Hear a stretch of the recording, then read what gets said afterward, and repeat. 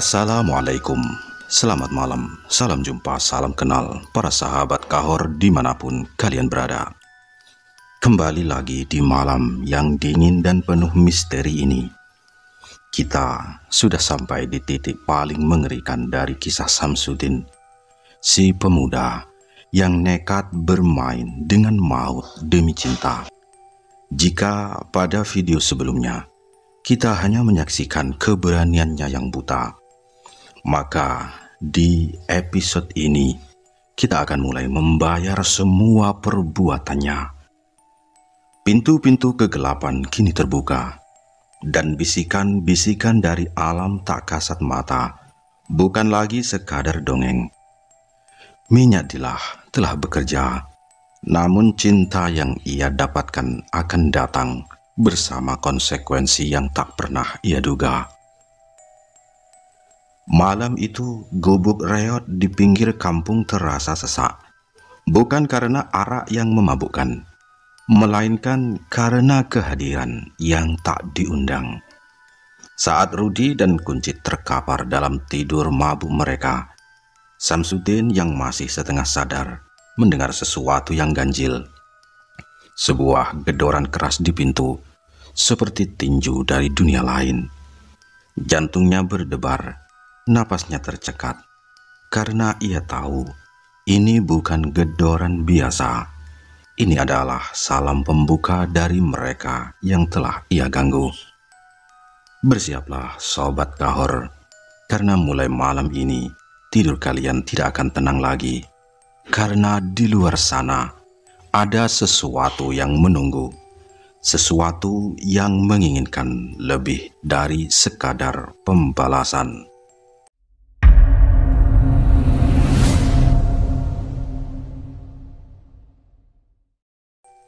Sore itu, mentari mulai condong ke barat, mewarnai langit dengan jingga keemasan. Hayati berjalan ke sungai. Langkahnya ringan, membawa keranjang berisi pakaian kotor. Ia bersenandung pelan. Hatinya berbunga-bunga memikirkan pernikahannya dengan Romlan. Namun, tiba-tiba sebuah bayangan muncul di depannya, menghalangi jalannya. Samsudin. Ya, itu adalah Samsudin. Sam, sudah ku bilang ya, jangan dekati aku lagi. Hayati berujar, suaranya tegas. Ia menatap Sam dengan pandangan dingin.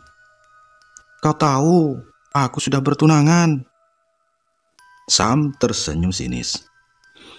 Halah, cuma bertunangan belum menikah.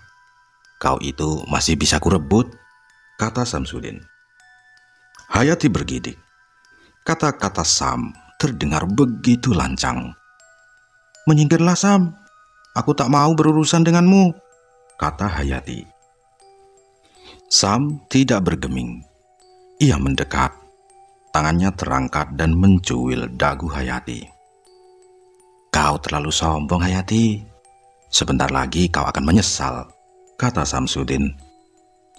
Hayati tak tahu, jari Samsudin yang menyentuh dagunya itu telah dioles minyak Dilah. Sentuhan itu terasa aneh, bukan seperti sentuhan manusia biasa. Ada sensasi dingin yang merambat, seolah sesuatu yang gelap telah masuk ke dalam tubuhnya. Hayati terdiam. Ia merasakan sesuatu yang aneh dalam hatinya. Perasaannya tiba-tiba kacau. Ia mencoba mengusir perasaan itu, menggelengkan kepala dan memaki-maki Samsudin. Dasar gila, menyingkir kau, desisnya. Ia berjalan cepat meninggalkan Sam. Perasaannya campur aduk. Ada rasa jijik, marah, dan sesuatu yang lain.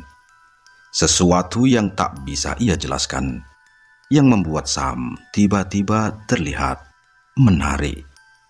Ia mengguncangkan kepalanya, berusaha menghapus bayangan Sam.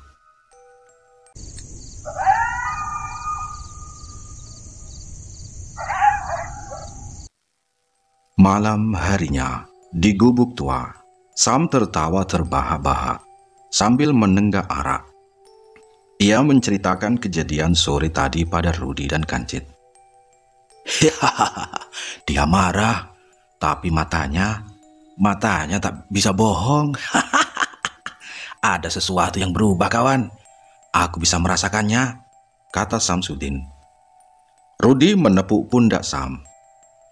Sudah kubilang kan, minyak Dila tak pernah bohong. Kau tengok saja besok, berlutut dia pada kau Sam, memohon cinta, kata Rudi. Ketiganya menghabiskan malam dengan mabuk-mabukan, merayakan keberhasilan yang belum pasti. Mereka larut dalam arogansi dan kebodohan, tak menyadari bahwa mereka telah bermain api dengan kegelapan yang sesungguhnya. Mereka merayakan sesuatu yang seharusnya mereka takutkan, sesuatu yang kelak akan menghancurkan mereka.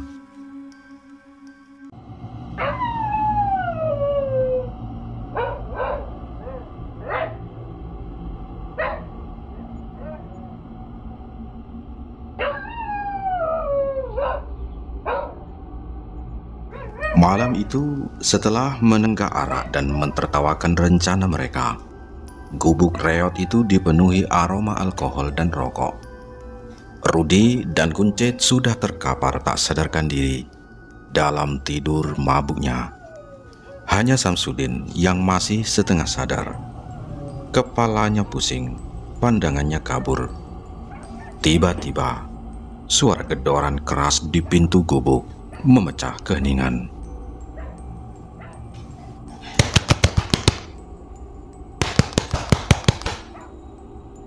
Sam tersentak, jantungnya berdegup kencang. Ia mencoba membangunkan Rudi dan Kuncit, tapi keduanya hanya menggeliat tanpa respon. Gedoran itu semakin kuat, seolah-olah seseorang dari luar ingin mendobrak pintu. Siapa di luar? Teriak Sam. Suaranya serak. Ia merangkak ke pintu. Pandangannya masih kabur. Tangannya gemetar. Ia menarik palang pintu, lalu perlahan membukanya.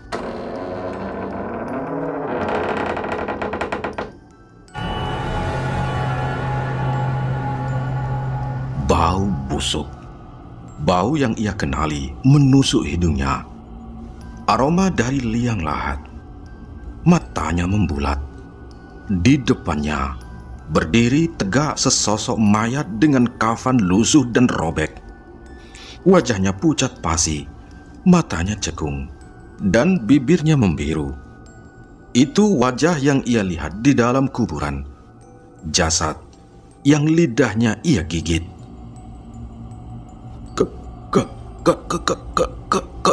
Kau, bisi Sam.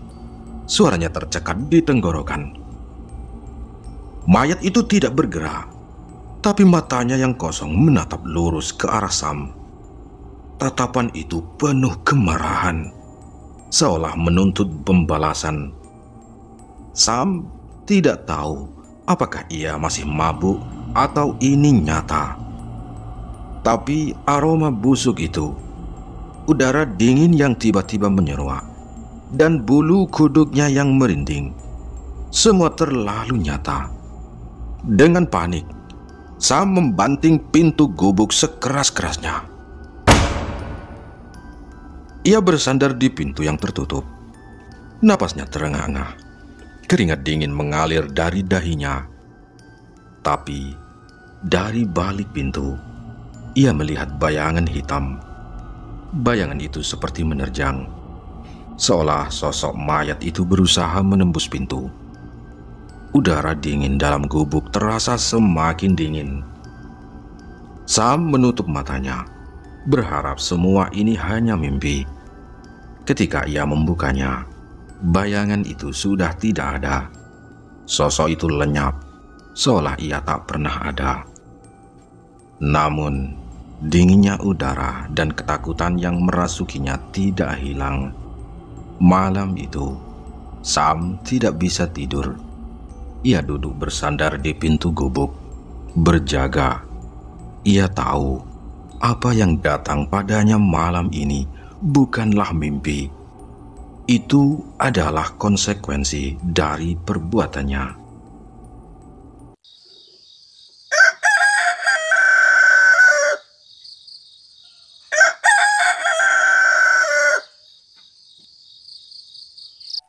Pagi harinya, Samsudin menceritakan teror yang ia alami semalam. Ia berharap Rudi dan Kuncit, dua kawan seperjuangannya, bisa mengerti. Namun, yang ia dapatkan hanyalah tawa.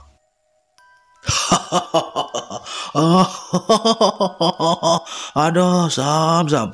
Kau pasti cuma halusinasi, Sam. Kata Rudi sambil terkekeh. Aduh, lah. Masih mabuk arak kau ya? Wah, jelas-jelas kita tidur nyenyak semalam. Mungkin bayangan wajah mayat itu bikin kau berhalusinasi, Sam. Aduh. Iya juga ya, jawab Sam. Mencoba meyakinkan dirinya sendiri. Mungkin ia memang terlalu takut. Keraguan itu hilang saat ia melihat Hayati. Gadis itu tidak lagi bersikap dingin. Sebaliknya, ia tampak riang saat Sam mendekatinya. Wajahnya berseri-seri, senyumnya mekar. Dari mana saja, Bang Sam? Hayati bertanya dengan nada manja yang tak pernah didengar Sam sebelumnya. Sudah dari tadi Hayati menunggu abang. Abang mau temani Hayati mandi di sungai, kata Hayati.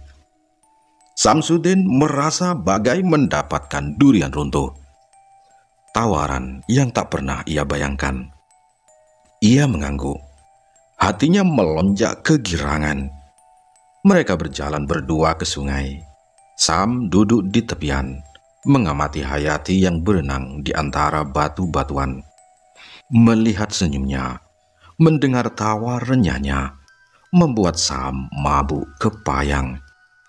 Ia merasa semua pengorbanan dan kengerian yang ia lalui sepadan. Namun, kebahagiaan itu tak berlangsung lama. Malamnya, mimpi buruk datang. Dalam tidurnya, Sam melihat mayat itu lagi. Kali ini, wajahnya busuk, penuh ulat yang bergerak-gerak. Aroma busuknya terasa begitu nyata, hingga ia terbangun.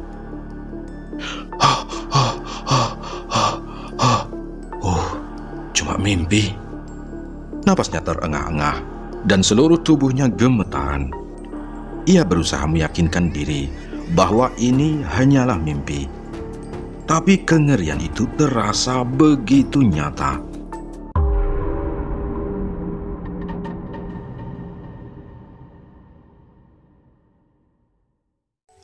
Siangnya, saat bertemu Kuncit, Sam menemukan fakta yang mengejutkan. Aku juga melihatnya semalam, Sam, bisik Kuncit, wajahnya pucat. Waktu aku terbangun, aku melihat dia di atasku, cerita si Kuncit. Terus, gimana? Tanya Sam. Jantungnya juga berdegup kencang. Dia menggigit lidahku, Sam. Aku tidak bisa bergerak. Aku bingung. Lalu aku pingsan, kata Kuncit dengan berbisik. Mereka berdua terdiam, menyadari teror ini nyata. Keesokan harinya, Hayati datang menemui Sam. Wajahnya penuh kesedihan. Bang, aku sudah bilang ke Bapak, aku mau batalkan pertunangan. Tapi Bapak marah sekali, Bang. Aku bingung. Aku hanya mau sama Abang Samsudin, kata Hayati. Ia sambil menangis dan berbisik. Sam terkejut, namun ia tersenyum. Ia memeluk Hayati, merasakan kehangatan yang tak pernah ia rasakan sebelumnya. Itu adalah pelukan pertama mereka, pelukan yang ia impikan. Perasaan Sam campur aduk. Ia takut, Ia membayangkan mayat itu akan kembali mengunjunginya setiap malam. Namun, di saat yang sama, ia sangat bahagia. Hayati, wanita yang ia dambakan, kini ada dalam pelukannya. Ia mendapatkan apa yang ia inginkan, tapi dengan harga yang mahal. Dan Sam belum tahu harga apa lagi yang akan ia bayar.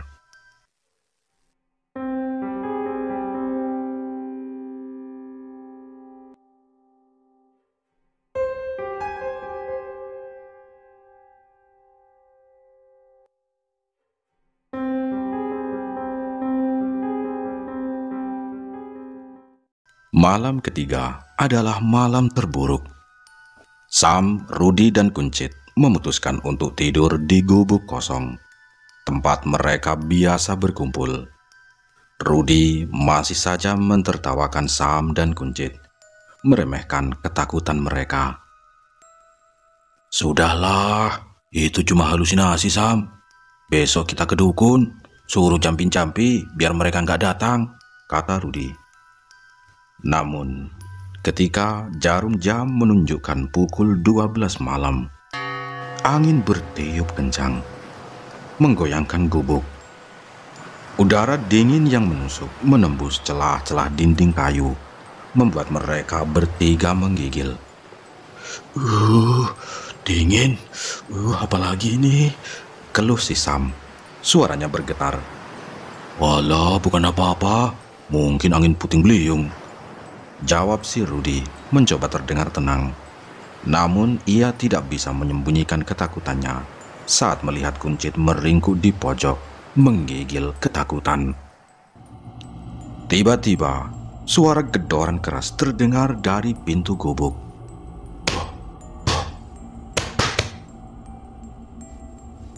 Ayo, buka.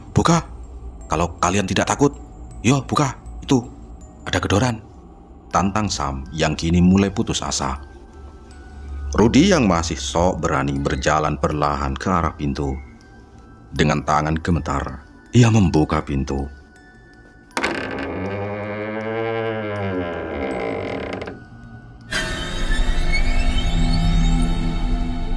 Dan betapa terkejutnya mereka.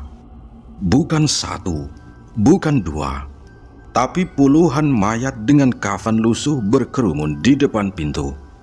Wajah mereka pucat, matanya cekung, dan aroma busuknya menyengat. Rudy dengan cepat menutup kembali pintunya. Jantungnya berdegup kencang. Mereka ada di sini, bisik Rudy, wajahnya memucat. Gedoran kini terdengar dari seluruh penjuru dinding. Mereka terkepung. Rudy berbalik, matanya memandang Sam dengan putus asa. Kita harus kembalikan lidahnya, Sam, kata Rudy. Tunggu. Tapi Hayati gimana? Sam menolak. Ia tidak mau melepaskan apa yang ia dapatkan. Kau sudah dapat minyaknya, bodoh. Kembalikan saja lidahnya, Rudy membentak. Lidahnya sudah gak berguna lagi, kata Rudy. Sam menyadari bahwa Rudy benar. Mereka tidak butuh lidah itu lagi. Mereka hanya butuh minyak dilah yang sudah ada di dalam botol. Ketiganya bergegas menuju pintu belakang, berharap ada jalan keluar. Tapi ketika pintu dibuka, di sana juga ada puluhan mayat atau pocong berdiri, menatap mereka dengan mata kosong yang mengerikan. Mereka membanting pintu, panik. Bagaimana ini? Kita tidak bisa kabur, kata Sam. Besok sajalah, kita tunggu matahari terbit. Mereka pasti pergi kalau ada matahari, kata Kuncit. Suaranya parau. Mereka bertiga berkumpul di tengah gubuk, saling berpegangan tangan. Dalam keputusasaan, mereka mulai membaca doa. Ironisnya, baru dalam keadaan terdesak seperti ini, mereka ingat kepada Tuhan. Tiba-tiba, Dengan suara berdentum keras, pintu depan dan belakang terbuka bersamaan. Mayat-mayat itu masuk satu persatu. Udara menjadi semakin dingin dan aroma busuknya memenuhi gubuk, membuat mereka mual. Sam, Rudy, dan Kuncit muntah bersamaan, melemah di lantai.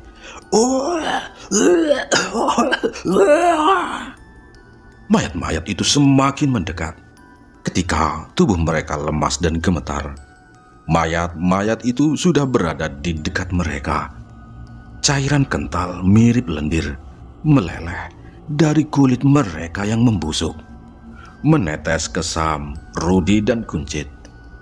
Mereka kembali muntah, tak kuasa menahan jijik. Dalam keadaan tak berdaya, mereka bertiga pingsan di atas muntahan mereka sendiri, disaksikan oleh puluhan mayat yang tak berkedip.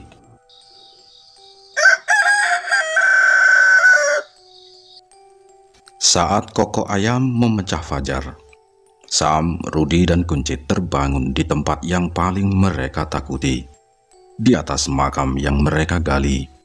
Seluruh tubuh mereka sakit, napas mereka bau muntahan, dan ketakutan malam sebelumnya masih melekat. Mereka saling pandang. Tak ada kata-kata. Rudy adalah yang pertama bangkit. "Ayo kita gali, kita kembalikan lidah ini," ucapnya, suaranya serak.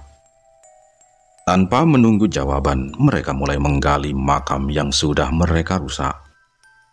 Namun belum selesai mereka menggali, suara-suara sumbang mulai terdengar. Warga kampung yang hendak pergi ke ladang menemukan mereka. Ngapain kamu? Kamu kenapa membongkar kuburan?" kata warga itu. Ketiga pemuda itu yang sudah hampir menyentuh mayat, akhirnya mereka ditangkap. Mereka kemudian digiring ke balai desa, dihakimi. Di bawah tatapan marah seluruh warga, Sam, Rudy, dan Kuncit tidak bisa berbohong. Sam pun terpaksa menceritakan semuanya, tentang minyak dilah, tentang lidah mayat, dan tentang Hayati. Saat Sam mengeluarkan bungkusan plastik dari saku jaketnya, seluruh warga yang hadir nyaris muntah. Ayah Hayati marah besar. Anaknya yang kini sedang sakit ternyata menjadi korban ilmu pengasihan yang paling tabu. Mereka bertiga akhirnya mendapat denda yang jauh lebih besar dari sebelumnya. Warga kampung juga membantu mereka mengembalikan lidah mayat itu ke tempatnya semula, memastikan tidak ada lagi sisa-sisa ritual keji yang bisa mencemari kampung. Hayati yang kini mulai pulih dari pengaruh minyak dilah, akhirnya menikah dengan tunangannya, si Romlan. Sam harus menelan pahitnya kenyataan. Ia kalah dan harus melepaskan Hayati untuk selamanya. Sejak kejadian itu, kelakuan Sam sedikit berubah. Ia mulai mencoba bekerja, belajar menjadi manusia yang lebih baik. Namun takdir berkata lain. Kisah tentang minyak dilah sudah menyebar. Hingga akhir hayatnya, Samsudin tetap menjomblo. Tidak ada gadis di desa yang mau menikahinya. Mereka yang awalnya menyukai Samsudin langsung menjauh begitu tahu Samsudin pernah menggunakan pelet. Mereka tak mau mengambil resiko, padahal Samsudin sudah membuang minyak dilah itu. Sam hidup seorang diri dengan satu penyesalan. Satu-satunya ciuman yang pernah ia lakukan dalam hidupnya adalah dengan bibir mayat. Demikian kisah Samsudin ini, Sobat Kahor. Wassalam.